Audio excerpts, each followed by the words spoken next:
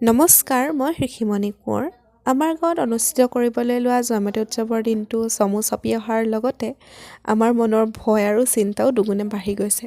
সকলোৱে চেষ্টা কৰিছোঁ যাতে দিনটো ভালকৈ পাৰ হওক আৰু ছাৰেও আমাৰ কাৰণে বহুত চেষ্টা কৰিছে, বহুত কষ্ট কৰিছে। ষ্টেজৰ কামখিনিতো তেওঁ হাত উজান দিছে। আমি ছাইডতে বহি চাই আছোঁ আৰু এতিয়া প্ৰেক্টিচ আৰম্ভ হ'ল। কেহুমন আৰু তৰবৰী চিনটো খুব হাঁহিৰ খোৰাক দিয়া এটা চিন হয়।